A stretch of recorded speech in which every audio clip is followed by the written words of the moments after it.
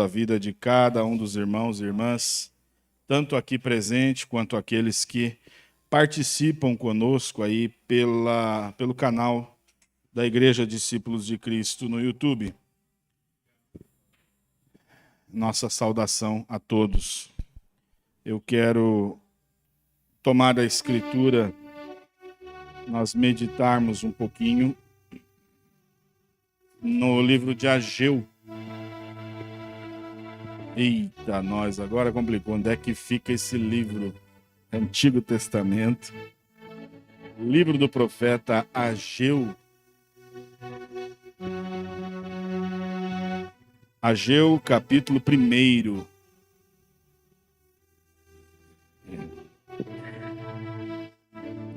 Glória a Deus. Todo mundo maratonando aí, procurando. Ageu, capítulo 1. No celular é mais fácil, né? Você digita, já abre. Nós vamos ler os versículos 7 e 8 do livro do profeta Ageu, Antigo Testamento, né?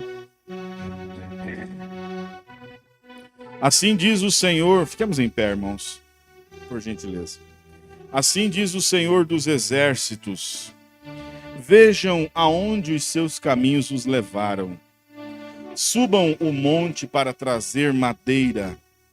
Construam o templo para que eu me alegre e nele seja glorificado, diz o Senhor.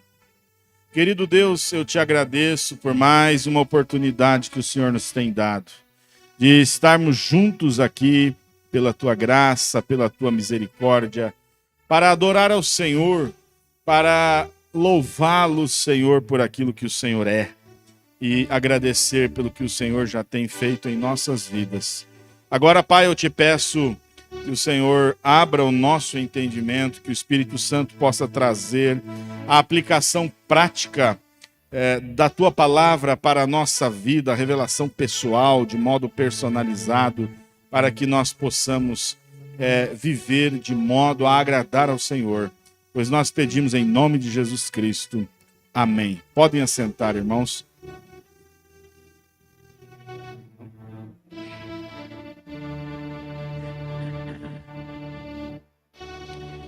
O que dirige a sua vida? Já parou para pensar nisso? O que hoje está dirigindo sua vida? Todos nós somos motivados por alguma coisa. Pode ser a busca pelo sucesso. Há pessoas que são motivadas pelo medo. O medo do fracasso. A pressão de agradar aos outros, ou mesmo há pessoas que ainda são dirigidas por traumas do passado. Identificar o que está guiando a nossa vida vai ser essencial para a gente descobrir o verdadeiro propósito que Deus nos deu. A pergunta que faremos hoje é: o que realmente está controlando a sua vida?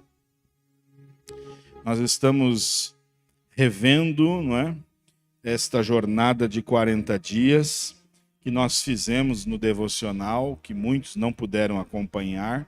Agora, aos sábados, nós estamos revendo bem mais, de forma mais aprofundada ainda, para que... Por que eu estou repetindo o assunto? Porque é muito importante. É muito relevante para a gente isso. Entender, compreender sobre propósito. O profeta Ageu trouxe uma mensagem de Deus ao povo de Israel. E esse texto ele é escrito após o exílio babilônico. Vocês lembram do ponto histórico que nós estamos falando? Lembra que o reino se dividiu em dois, então foram levados cativos para a Babilônia, e depois então eles voltam para a sua terra. Eles reerguem os muros e o povo retorna para o seu lugar. Agora, a coisa interessante que estava acontecendo aqui é que o povo tinha retornado à sua terra prometida, mas em vez de priorizar a reconstrução, a reforma do templo, o local para eles, que era o local de adoração, eles estavam focando em suas próprias vidas. Construir suas casas, desenvolver seus projetos pessoais. Essa era a realidade do povo quando o profeta Ageu profere essas palavras. Eles estavam ocupados, eles não estavam desocupados. Mas a sua ocupação fazia com que a sua vida fosse superficial, sem frutos e sem propósito. Por quê, pastor Adriano? Porque eles estavam negligenciando aquilo que era realmente importante, que era a glória de Deus. Assim como os israelitas estavam fazendo naquele contexto, enfrentaram frustração e correção do Senhor, e desenvolve um vazio dentro de si, por estar focando num objetivo errado, nós também podemos, em algum momento da nossa vida, experimentar esse sentimento quando a nossa vida está sendo direcionada por objetivos que não glorificam a Deus. Muitas pessoas hoje, irmãos, estão vivendo a vida com um vazio gigante dentro de si. Parece clichê, mas esse vazio tem o tamanho de Deus. E há muitos que ainda não preencheram. Levantaram a mão, aceitaram Jesus, batizaram nas águas, tomam a ceia, participam até de algum programa da igreja, mas ainda estão vazios. Nós nunca tivemos uma época onde mais pessoas estão na igreja. Se nós fizermos um levantamento, hoje eu creio que a igreja evangélica brasileira já passa de 30%. Vocês podem puxar aí no censo? A religião evangélica já passa de 30% da população, creio eu. Isso é um número altíssimo. E isso vai aumentar.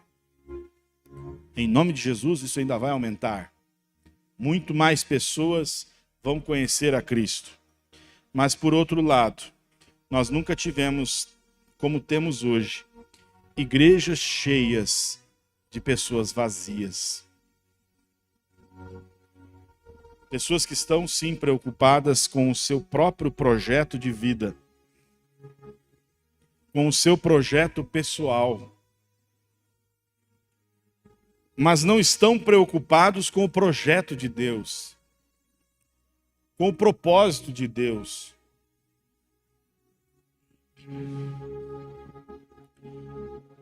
%50 dos brasileiros são católicos, 31% evangélicos. Ó, não estou tão ruim de estatística, né? 31%. Isso é muita gente. Então, o que acontece é que, mesmo sendo um número tão elevado, nós vemos tantas pessoas vazias. Por quê? Estão olhando para dentro de si mesmas, estão sonhando alto, jovens sonham e devem sonhar. Mas em todos os seus sonhos, coloque Deus em primeiro lugar para você ver o resultado. E então as pessoas estão ali colocando todo o seu esforço na sua carreira, na sua vida pessoal, construir suas casas, e contudo a vida foi se tornando sem sentido. O Senhor está dizendo: vejam aonde os seus caminhos os levaram. Que coisa tremenda. O mesmo Deus ainda está observando e dizendo: veja aonde o seu caminho te levou. Talvez seja a hora, queridos, de nós soltarmos um pouco as rédeas do nosso projeto e deixar o Senhor nos conduzir pelo seu projeto. Compreende isso?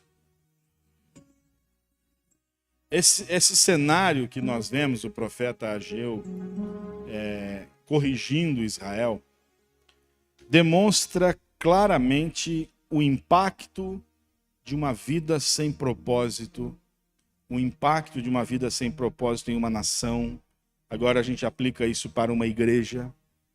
Uma igreja sem propósito é onde cada membro está focado no seu bem-estar pessoal. Portanto, se não saiu como eu penso, eu mudo de igreja, eu paro de vir nessa igreja. Porque o que importa é a minha satisfação. O que importa é o meu ego. Eu não concordo, então eu vou embora. É assim que está hoje. Tem 200 e tantas igrejas, né? Estou usando um número fictício, mas tem milhares de igrejas. Então vamos saltando como macacos de um galho no outro, de uma igreja na outra, procurando alguma que lhe agrade.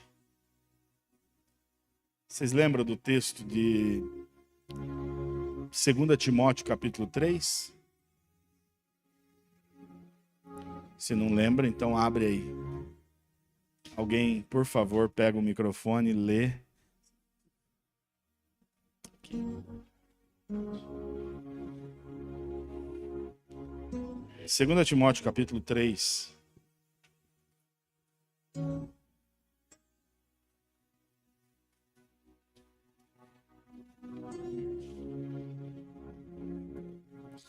Esta é uma palavra fiel. Se alguém deseja... Não, perdão, irmã, é 1 Timóteo. É 1 Timóteo 3. Como te roguei quando parti para a Macedônia, que 1 Timóteo. Eita, peraí. Não, peraí. Não, nos últimos dias sobrevirão tempos trabalhosos. Me ajuda aí. É 2 Timóteo 3.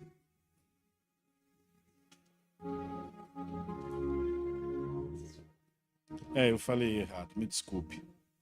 2 Timóteo 3. sabe, porém isto, que nos últimos dias sobrevirão tempos trabalhosos, porque haverá homens amantes de si mesmo, avarentos, presunçosos, soberbos, blasfemos, desobedientes a pais e mães, ingratos, profanos, sem afeto natural, irreconciliáveis, caluniadores, incontinentes, cruéis, sem amor para com os outros, traidores, obstinados, orgulhosos, mais amigos dos deleites do que amigos de Deus, tendo aparência de piedade, mas negando a eficácia dela. Destes, afasta-te. Muito bem. Esse é o cenário dos últimos dias de homens que vivem focados em si mesmos. Você vai ver que todos esses adjetivos que ele cita estão voltados para si mesmos. É quando a pessoa concentra suas forças em si mesmo. Agora, 2 Timóteo, capítulo 4, Paulo vai falar, eu não lembro o versículo, mas ele vai falar assim: procura vir ter comigo depressa, porque... Não, um pouquinho antes. 9, né? Esse aqui. Eu sei, mas eu tenho que lembrar onde que é o versículo. É o 3. Pega do 1 aí. Ele vai falar: conjuro-te, pois, diante de Deus, o Senhor Jesus Cristo, que há de julgar os vivos e os mortos na sua vinda e no seu reino, que pregues a palavra, índices a tempo e fora de tempo, redargas, repreendas, exortes com toda a longanimidade e doutrina, porque virá tempo, é 2 Timóteo 4, virá tempo em que não sofrerão a sã doutrina, mas tendo comichão nos ouvidos, amontoarão para si doutores conforme suas próprias concupiscências, seus próprios desejos, e desviarão os ouvidos da verdade, voltando às fábulas. Mas você, há um diferencial, né? Você seja sóbrio em tudo. Característica do cristão, ser sóbrio. Independente de como o mundo esteja, sofra as aflições, faça a obra de um evangelista, cumpra o teu ministério. O apóstolo Paulo está alertando Timóteo que haveria um tempo em que as pessoas seriam amantes de si mesmos. Será que não é esse tempo? Nós podemos ver isso claramente. Não só lá no mundo, lá fora, nós vemos isso na igreja. Nós vemos na igreja, as pessoas estão amando mais a si mesmos, os prazeres, até prazeres lícitos, tendo comichão nos ouvidos, amontoarão para si. Sabe o que é comichão? Coceira. Amontoarão para si doutores conforme suas próprias concupiscências. Ou seja, de acordo com o meu desejo, eu vou procurar um líder, um mestre, alguém que esteja adequado de acordo com o meu pensamento, com os meus desejos. Essa igreja aqui eu não gostei de louvor. Eu vou para uma outra, que daí lá tem o louvor do jeito que eu gosto. Aqui eu não gostei do jeito do pastor. Eu tenho milhares de opções para achar um que se enquadre no meu gosto. E Paulo está falando disso. Desviarão os ouvidos da verdade, voltando às fábulas. Uma vida sem propósito, queridos, é triste demais, porque a pessoa vive olhando para dentro de si o tempo todo.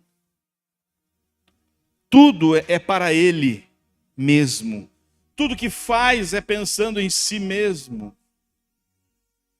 Uma vida sem propósitos não há generosidade. Quando a gente vai ver que a igreja primitiva vivia sob um propósito, eles não viviam para si mesmos. O apóstolo Paulo, Filipenses ou Tessalonicenses, ele diz assim que cada um atente não só para o que é seu, mas também para o que é do seu irmão, do outro. Ele escreve, se eu não me engano, aos Gálatas, dizendo: cada um ajude a carregar a carga de seu irmão. Só pode viver esse tipo de vida quem entende o propósito. Então, anote aí. Característica de quem vive uma vida sem propósito é viver para si mesmo. Quem vive com propósito, vive para os outros. Eu creio que essa é a missão mais difícil de todo discipulador, de todo pastor, de todo líder. Transmitir isso tanto em teoria quanto na prática. Viver para os outros. A Bíblia diz que nós devemos dar a vida pelos nossos irmãos.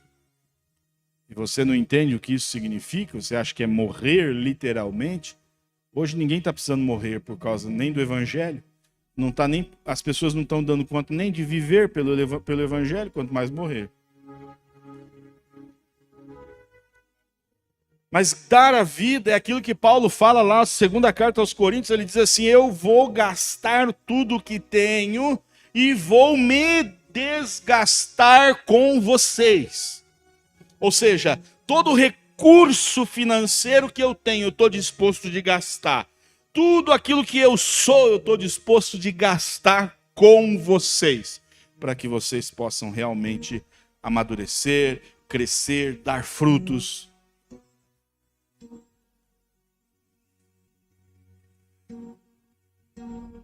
Estão entendendo isso, sim ou não? Vida sem propósito, vive para si mesmo. O que a igreja pode fazer para mim? É o dreno, né? Eu falei sobre o dreno aqui semana passada, sim? Agora, vida com propósito é fonte. O que eu posso fazer pela igreja? O que eu posso fazer pelo meu irmão? O que eu posso fazer pelo reino? Vê que tem várias esferas aí.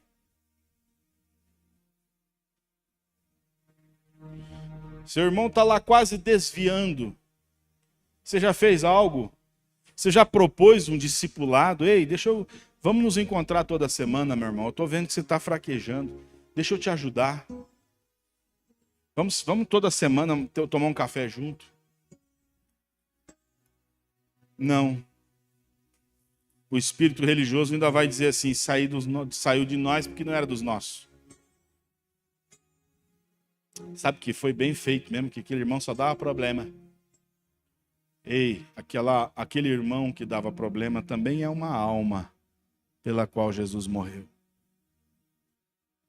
Talvez ele estava dando problema porque não achou ninguém para fazer dele um discípulo.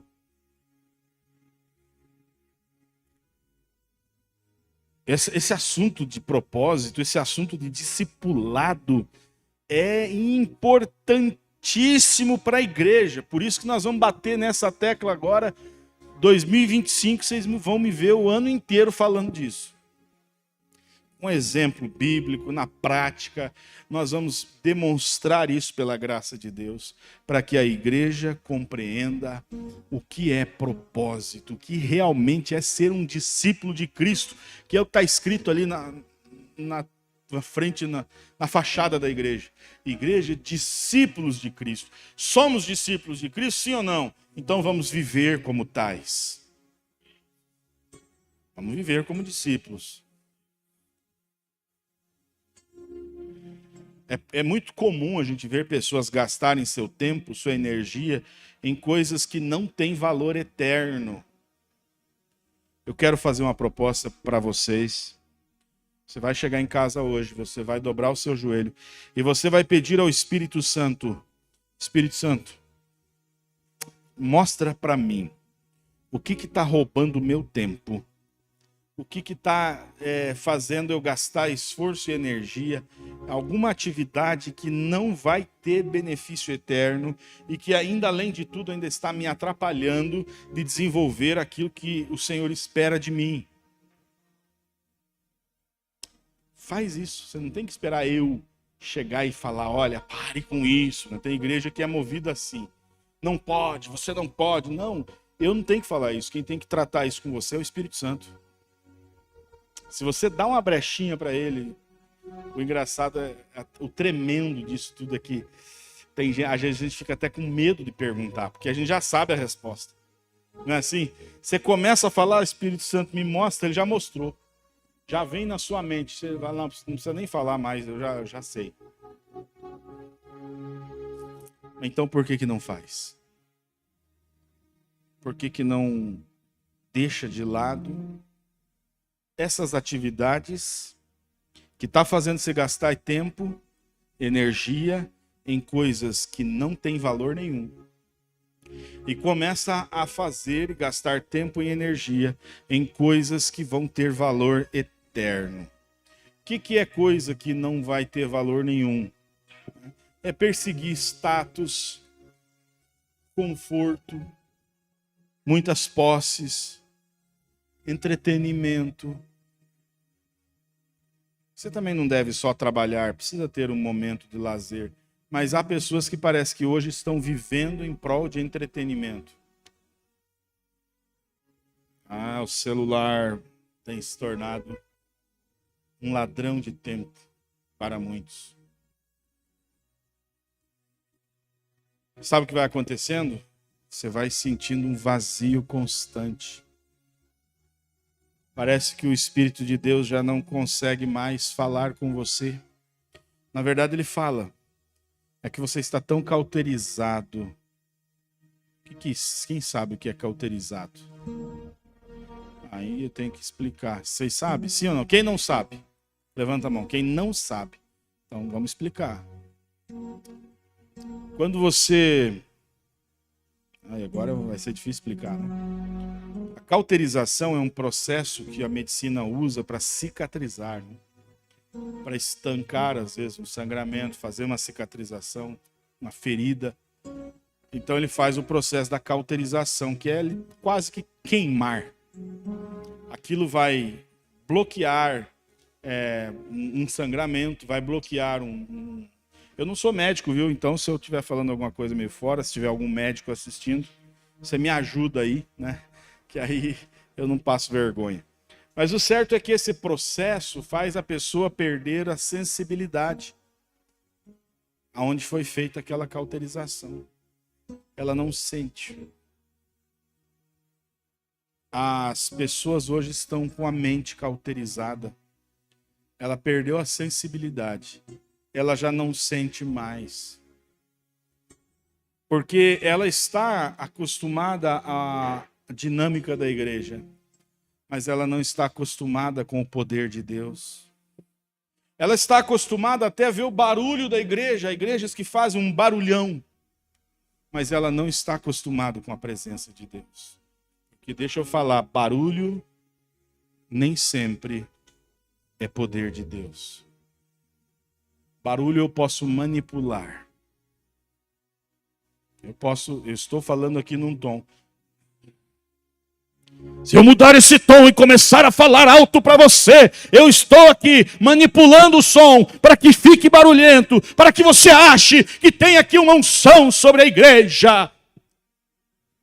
E é manipulável. Eu gosto demais da passagem de Elias na caverna, né? Tem um terremoto, a Bíblia diz que Deus não estava no terremoto.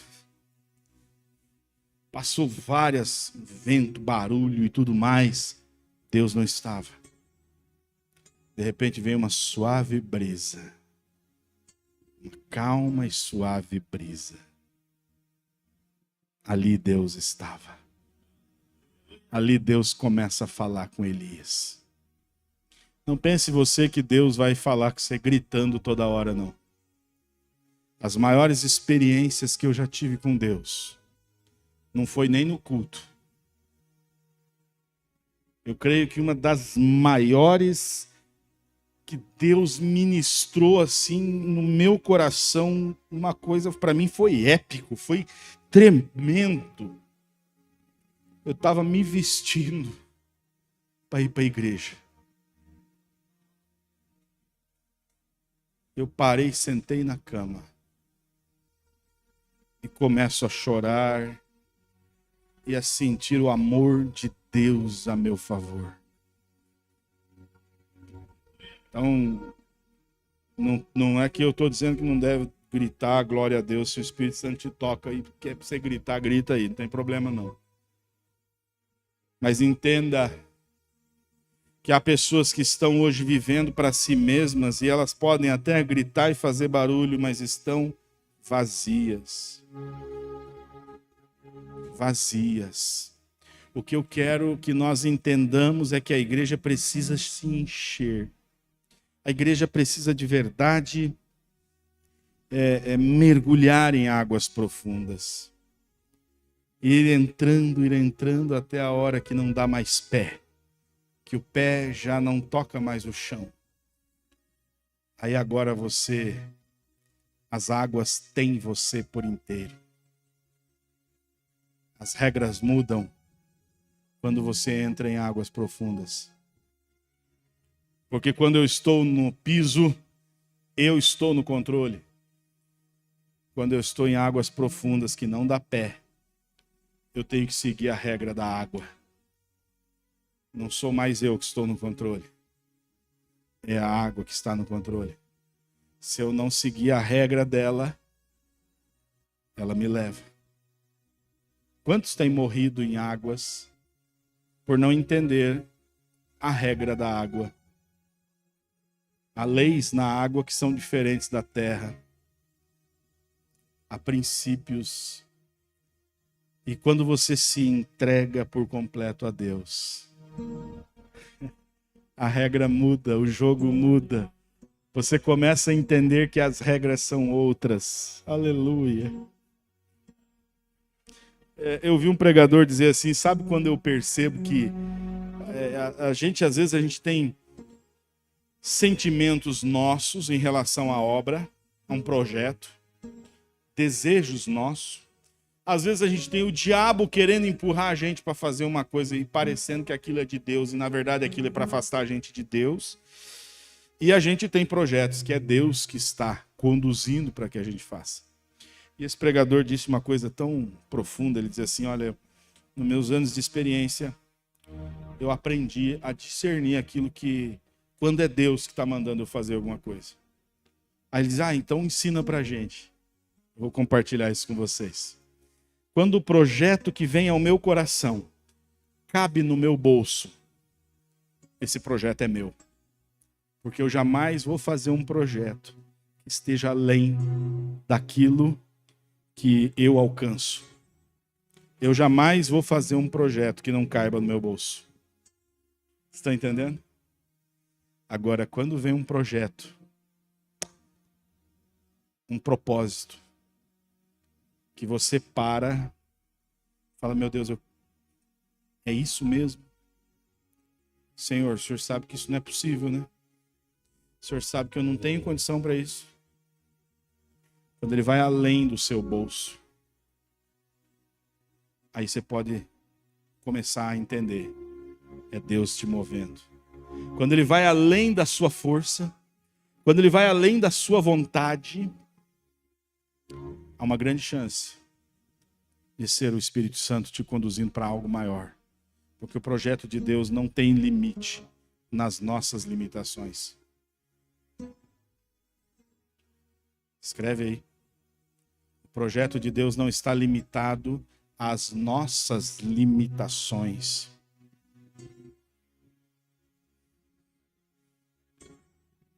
Aleluia! Dá glória a Deus. Ainda bem, viu? Senão eu tava em maus lençóis. Há coisas que Deus tem feito e ainda está fazendo e vai fazer muito mais. Que depois que o tempo passa, eu olho para trás, eu falo, como é que isso foi possível? Está além do meu bolso. Está além da minha capacidade, da minha inteligência, até da minha vontade muitas vezes. Mas aí o Espírito Santo vem e fala, não, eu te chamei para você fazer isso aqui, você vai fazer.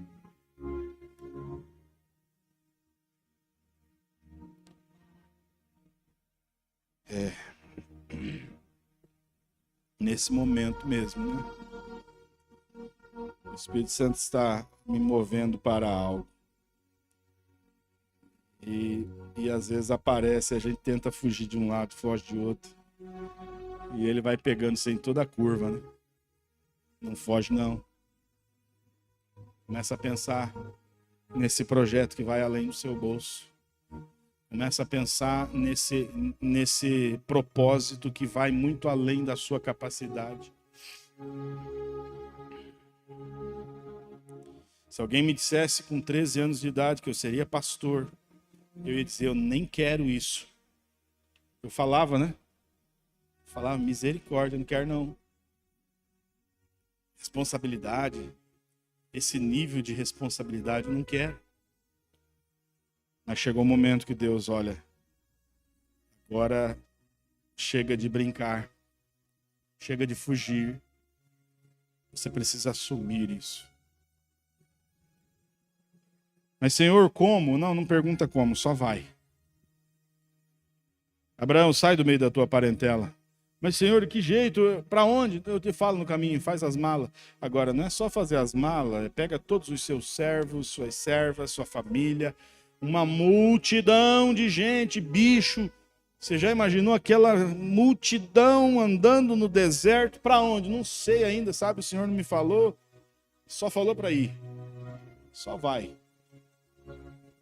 Ah, nós somos filhos de Abraão segundo a fé. Mas tua fé está muito longe de Abraão. Deus te toca no coração por um propósito e você treme na base. Você não faz.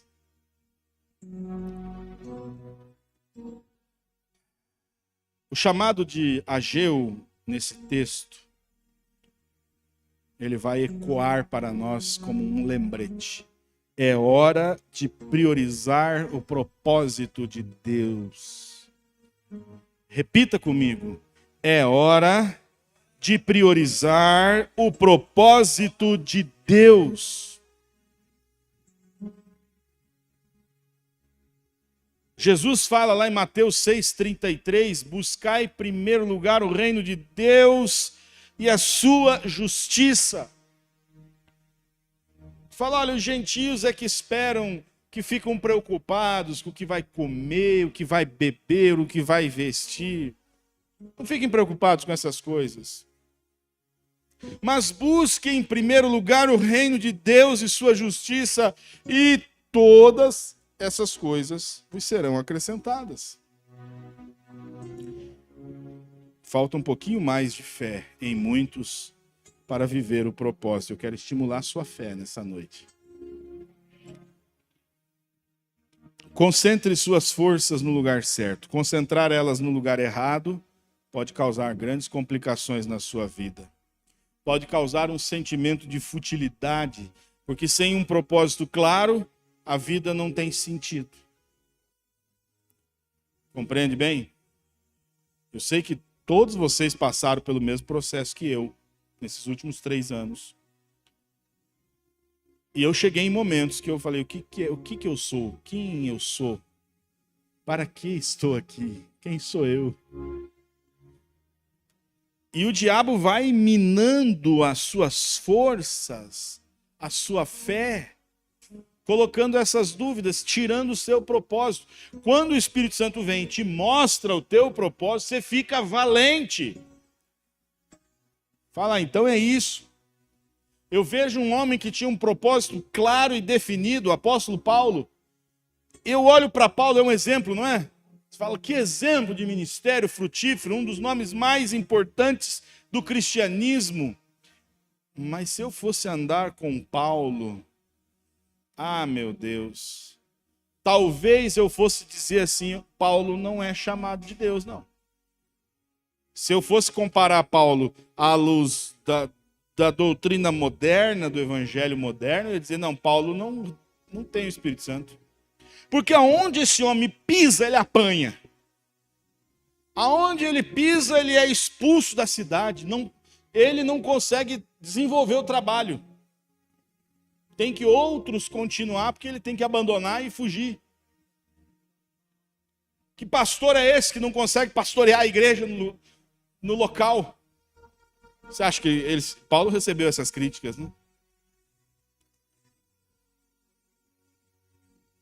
Mas era um homem que ele dizia assim, eu não estou nem aí com a minha vida.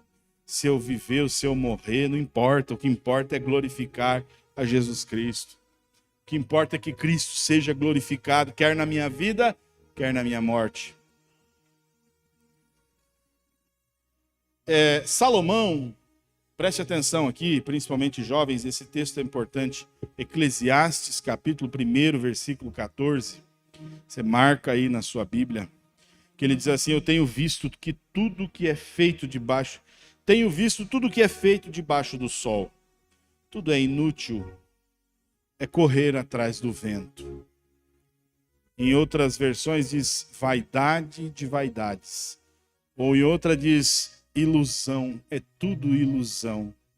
O que é tudo ilusão? Ele vai listar aí nos primeiros capítulos e mostrar que aquele que vive buscando atender os seus próprios propósitos e prazeres, na verdade, está correndo atrás do vento, é uma ilusão. Que coisa patética alguém correr atrás do vento. Você nunca vai alcançá-lo, você nunca vai capturá-lo, e é assim que a maioria das pessoas estão. a vida toda correndo atrás do vento, para chegar perto dos 70 e descobrir que todo o tempo foi perdido. Para chegar os que chegam nos 80, a Bíblia diz aqueles que por sua robustez chegam aos 80, os melhores dias são enfado e canseira. E aí olha para trás e percebe que correu a vida toda atrás do vento. Porque aquela casa maravilhosa já não tem tanto valor. Aquela caminhonete importada já não tem tanto valor. Eu me lembro de alguém muito próximo que era uma pessoa excelente para se conviver, mas tinha um espírito... como é que é a palavra? Agora fugiu aqui. Não, que coloca um apego excessivo aos bens, avarento. Uma boa pessoa, mas que estava o tempo todo, a vida toda, correndo atrás do vento. Comprou na época uma caminhoneta top de linha. Se orgulhava em dirigir e exibir a caminhoneta por todos os lugares e onde ia. É minha caminhoneta. De repente, esse homem adoeceu. Um problema muito sério. Precisou fazer alguns tratamentos e cirurgias que tinha que pagar. Adivinha o que foi a primeira coisa que ele abre mão? A caminhoneta amada, idolatrada, salve, salve, já não valia mais nada. Ele percebeu que a sua saúde valia mais. Irmãos, correr atrás do vento, isso aqui é um beliscão na consciência, viu? Eu sei que há pessoas que são abençoadas, têm uma mão de ouro. Tudo que toca prospera. Aproveite a vida. Trabalhe. Mas preste bem atenção. Invista realmente naquilo que é eterno. Começa a pensar, será que isso aqui, quando eu tiver 80 anos, vai realmente fazer sentido? Eu posso dizer para vocês, eu não sei se eu chego nos 80. Estou lutando para isso. Estou desejando isso. Com saúde, né? Mas se eu chegar, eu quero poder olhar para trás e dizer assim, valeu a pena cada minuto de vida dedicado ao reino de Deus. Porque eu fiz investimento que não acaba com o término dessa casca aqui. Os meus investimentos, vocês que são ambiciosos, você pode achar que a gente não tem ambição, a nossa ambição é que é diferente. A nossa ambição está. Nós estamos fazendo depósito na eternidade. Nós estamos olhando a eternidade. Eu trabalhei, eu trabalho, eu vivo em prol daquilo que é eterno. Eu estou treinando para a eternidade. Quando você... Obrigado. Quando você concentra as forças no lugar errado, aumenta o seu estresse, gera ansiedade, preocupação. Você usa a sua energia, seu tempo de modo inadequado. Pense aí quais áreas da sua vida que hoje parecem vazias, parecem sem sentido, porque não estão ligadas ao propósito de Deus. Há pessoas que são dirigidas pela culpa, erros do passado que insistem em atrapalhar a sua vida. Deixa eu te falar, Deus chama você para um perdão, para libertação. Para de olhar para o passado. Para de ficar ressuscitando isso. Isso está travando você. Isso não está permitindo você avançar. Há pessoas que são dirigidas pelo ressentimento, pela raiva. Guardar ressentimento só faz mal para nós mesmos. Paulo, escrevendo aos Efésios, capítulo 4, versículo 31, ele diz: livrem-se de toda amargura, indignação e ira, gritaria, olha aí, gritaria, calúnia, bem como de toda maldade. Liberte-se pela graça de Deus. Provérbios 25, 22 diz que se seu inimigo tem fome, dá a ele de comer. Se ele tiver sede, dá a ele de beber. Se você fizer isso, você vai amontoar brasa sobre a cabeça dele. Agora, deixa eu te falar, se você age com ressentimento, você é que está segurando essa brasa. É como tomar veneno e esperar que a outra pessoa morra. Há pessoas que são dirigidas pelo medo e o medo paralisa. Nós não somos mais escravos do medo. No amor não há medo, disse João em sua primeira epístola, lá no capítulo 4, versículo 18. Ao contrário, o perfeito amor expulsa o medo. Aleluia. Deus não nos deu espírito de covardia, Paulo escreve a Timóteo isso, mas de poder, de amor, de moderação. Pessoas, como a gente já citou, que são guiadas pelo materialismo. Busca incessante por bens materiais. A gente leu 2 Timóteo capítulo 3, que fala de avarento, aquele que é sovina, miserável, mesquinho, que não é generoso, que não faz caridade, é aquele que é sordidamente apegado ao dinheiro. Avarento é um adjetivo que qualifica aquele indivíduo que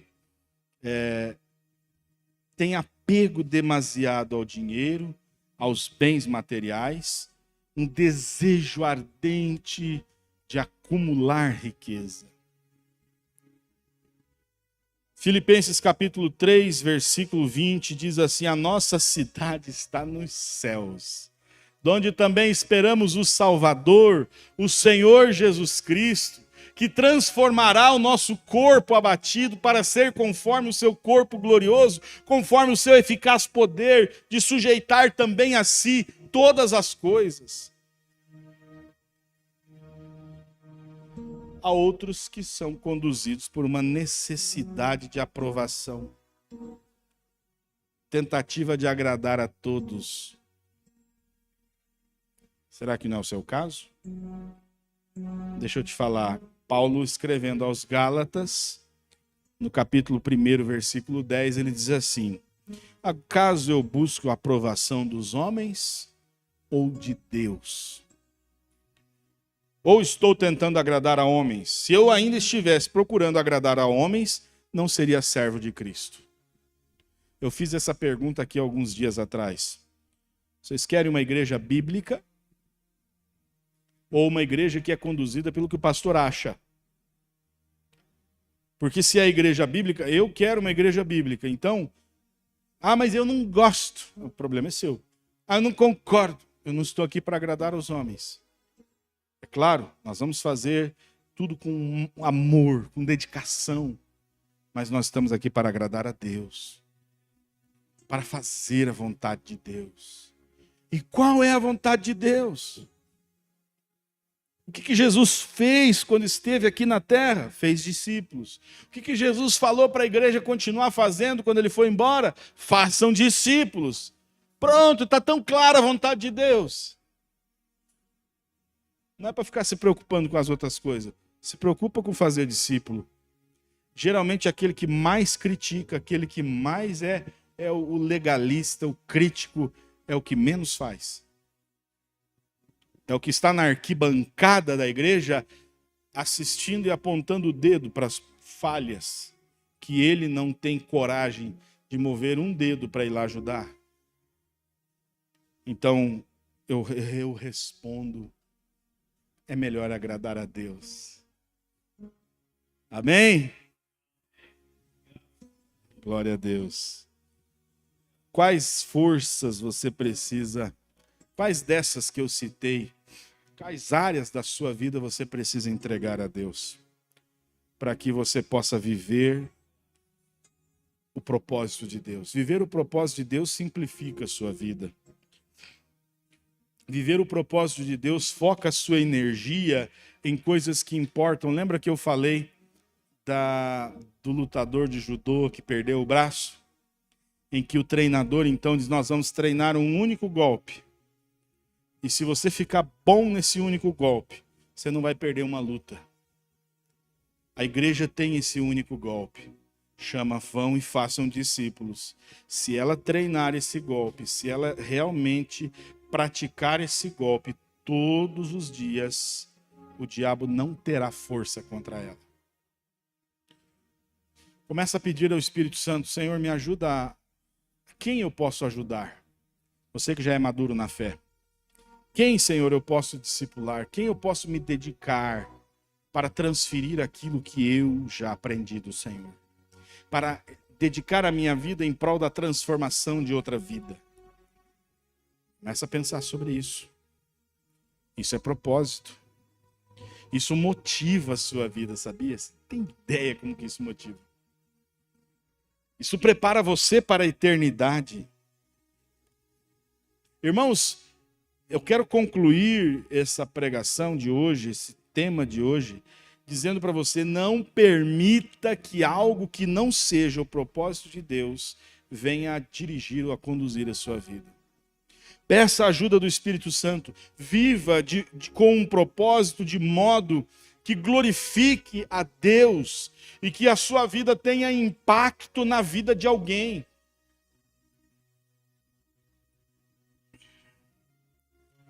Sua vida ter impacto na vida de alguém.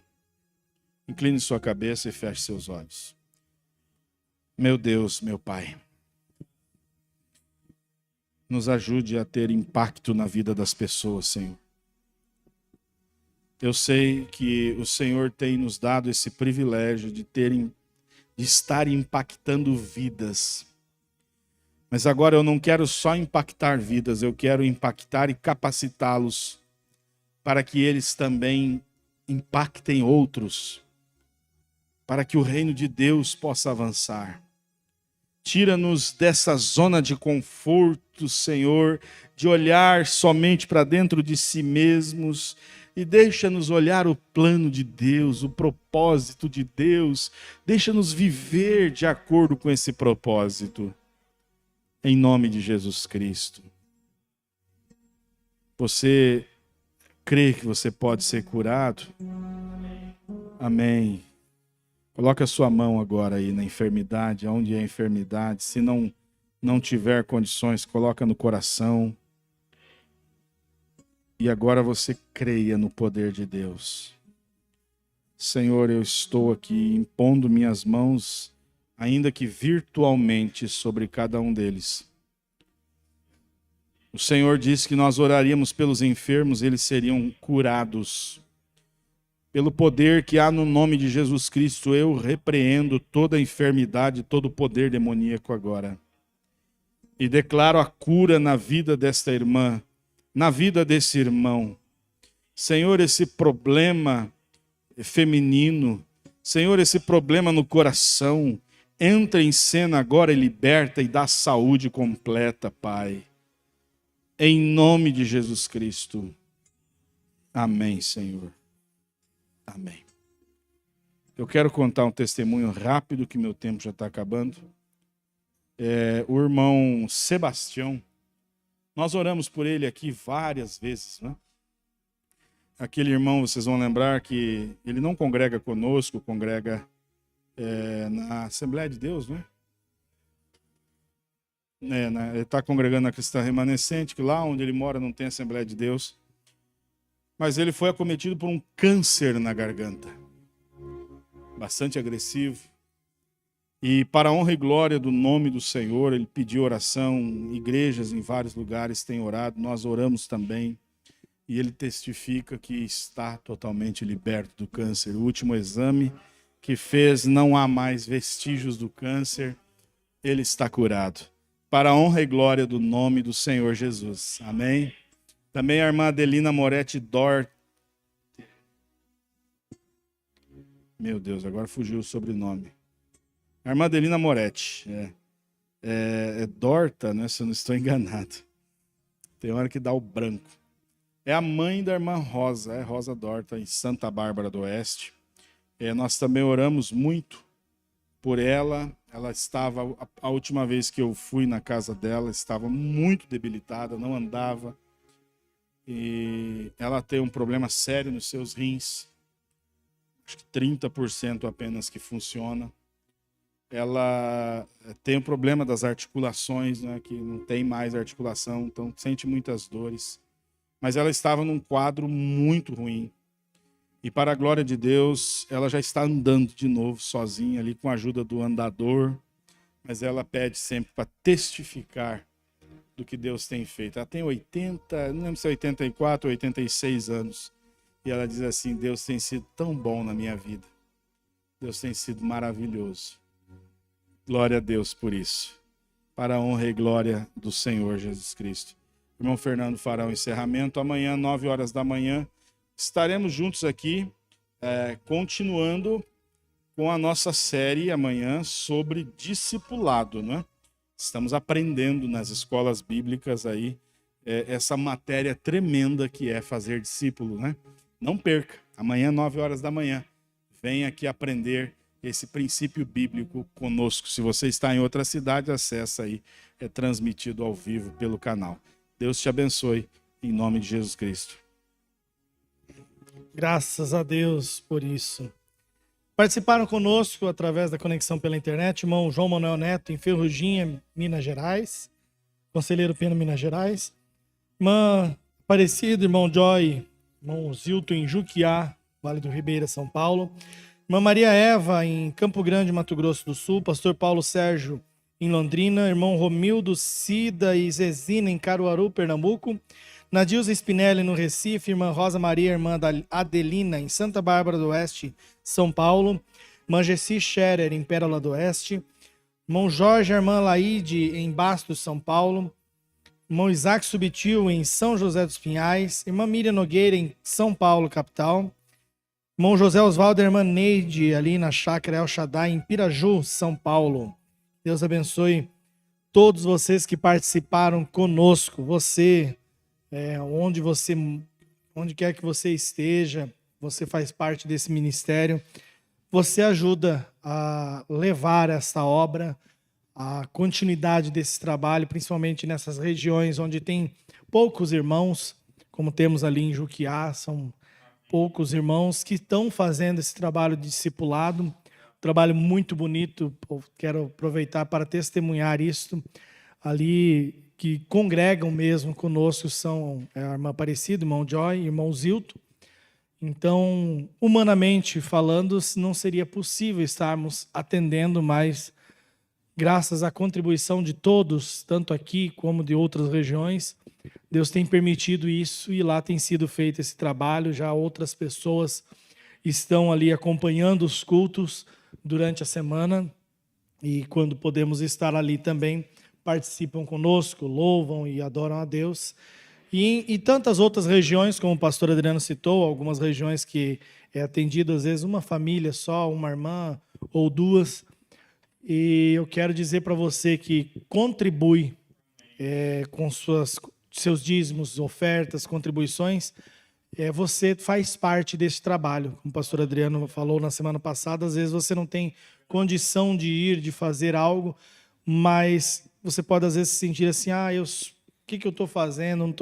Não estou ajudando, não estou fazendo nada, mas você está fazendo algo, você está semeando no reino de Deus, está proporcionando, Deus está usando você através dessas contribuições também para que esse trabalho missionário, esse trabalho de atender esses irmãos, às vezes em condições, menos condições do que você, às vezes, pode ser atendido através da sua contribuição. Então, somos gratos a Deus por todos que têm colaborado, contribuído também com este ministério, com este trabalho. Nós vamos ficar em pé, vamos nos despedir em oração e amanhã às 9 horas da manhã aqui, novamente o Senhor nos permitindo. Pai bendito, nós te agradecemos, Senhor, em nome do Senhor Jesus Cristo, por tudo que o Senhor tem nos feito, pelas bênçãos que o Senhor tem nos proporcionado, ó Pai, pelo ensino da Tua palavra, o Senhor tem nos aperfeiçoado a cada dia e somos tão agradecidos, Senhor, que possamos colocar isso em prática, entender qual o nosso propósito e que tudo seja para cumprir o propósito do Senhor para as nossas vidas. Ajuda-nos nisso, Pai. Nos despedimos agora em oração, também lembrando da vida de cada um dos enfermos, ó Pai, que o Senhor esteja com eles, curando e libertando, em nome do Senhor Jesus Cristo. Despedimos-nos para a honra e glória do seu nome. Amém, amém. Despeça do seu irmão, da sua irmã, e até amanhã, que o Senhor nos permitindo.